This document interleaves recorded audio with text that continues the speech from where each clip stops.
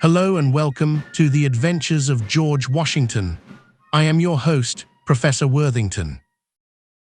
In our last episode, we examined two books from George Washington's library.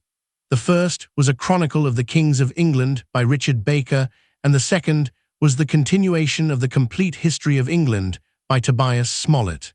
Specifically, we delved into the events that sparked the open conflict between the House of York and the House of Lancaster during the Wars of the Roses.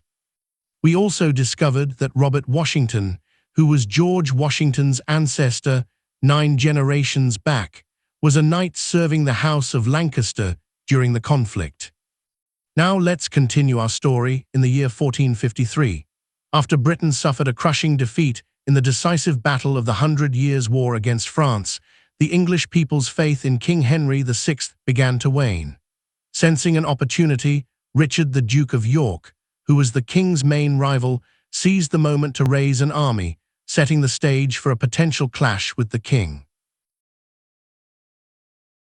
Perhaps due to the stress, King Henry was beginning to show open signs of mental illness, and it became apparent to the public that Queen Margaret and the Duke of Somerset were actually in charge. To quell public fears, other members of the King's Council, who were secretly supporters of the Duke of York, convinced the Queen and Somerset to admit York and some of his allies to the council. Hoping to turn public sentiment in their favor, they agreed. Immediately, York arranged to have the king's main advisor, the Duke of Somerset, arrested. The very next day, Parliament appointed Richard the Duke of York, protector of the realm, defender of the church, and first counsellor of the king. At the beginning of 1455, Henry recovered from his illness and reversed York's previous actions, including the imprisonment of Somerset. The rival dukes agreed to refer their dispute to arbitration. While they awaited the decision of the arbitrators, York retreated to Wales to rebuild his army, and Somerset resumed his role as the king's chief advisor. Before the arbitrators rendered their decision, York marched with his rebel troops to London, where they encountered the king's army. York and his confederates decisively won the battle, and in the process killed the Duke of Somerset and seriously injured King Henry VI. Gratified by finally removing his rival from office, but alarmed by possibly losing the favor of the people for trying to assassinate the king, York openly declared his allegiance to Henry. He proclaimed that his only dispute was with Somerset and others whom had given the king bad advice. Henry, eager for peace, accepted York's declaration of loyalty and admitted that York's actions had been justified due to the abuses of power by Queen Margaret and the Duke of Somerset. While Henry recovered from his war wounds, he appointed York once again to the position of protector of the realm. By February 1456, Henry recovered from his injuries and once again dismissed Richard from his duties as protector. Richard and two of his closest associates, the Earls of Salisbury and Warwick, left London and settled in Yorkshire. About this time, an insurrection in London caught the attention of Queen Margaret. Workers were accused of attacking and robbing wealthy merchants, but when the mayor tried to enforce sentences against the guilty, the populace protested.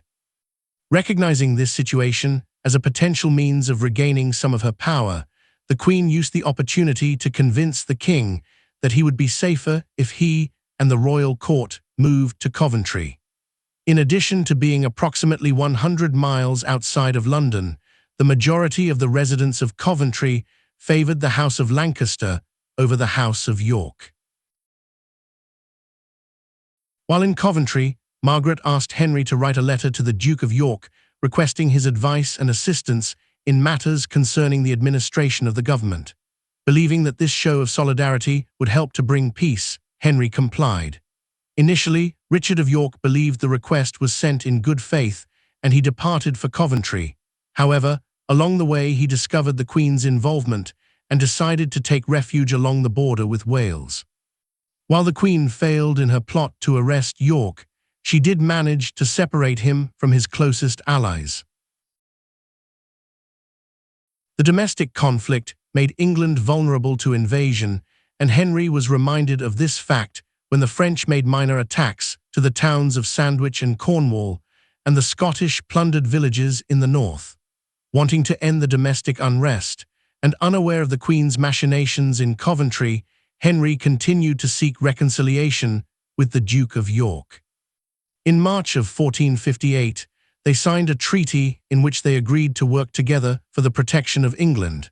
However, due to the animosity between the Duke and the Queen, neither side trusted the other, and uprisings led by members of the House of York continued.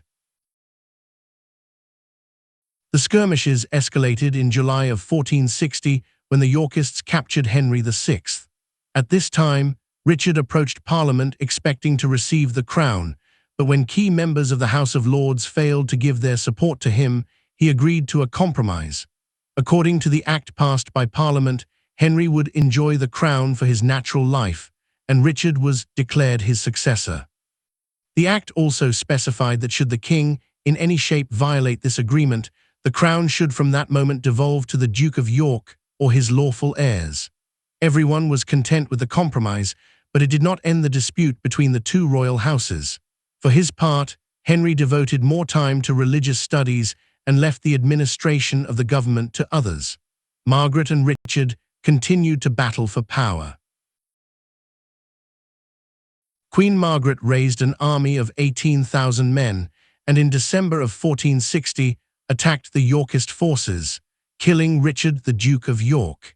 In reading Smollett's account of the battle and the death of Richard, the teenage George Washington would have encountered the following eulogy of the man who tried to usurp the king's power.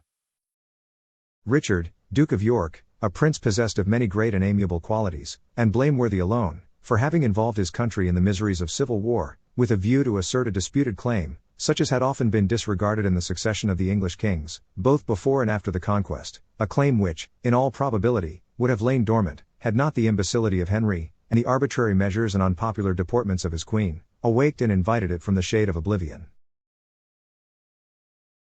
Upon the death of Richard, his 18-year-old son Edward became the leader of the opposition. In Wales, he raised an army of 20,000 men with the goal of defeating Margaret and avenging his father's death. While there were more battles between the opposing forces, the ultimate showdown was more political than military. Due to her past actions as queen and her French ancestry, the common people never fully trusted Margaret. On the other hand, Edward was affable and adored by the public. In their eyes, he was a young man of many personal accomplishments, who excelled all the princes of his age. At the beginning of March in 1461, Edward and his grand army entered London unopposed. When curious crowds began to gather around him, he read the Parliamentary Act, which made the House of York the heir to the English throne, and he declared that King Henry VI violated the act by having Richard the Duke of York killed. Edward then asked the crowd, "My friends, will you have Henry of Lancaster for your king?" No, no, no, no, no, no. Will you have Edward of York as your sovereign?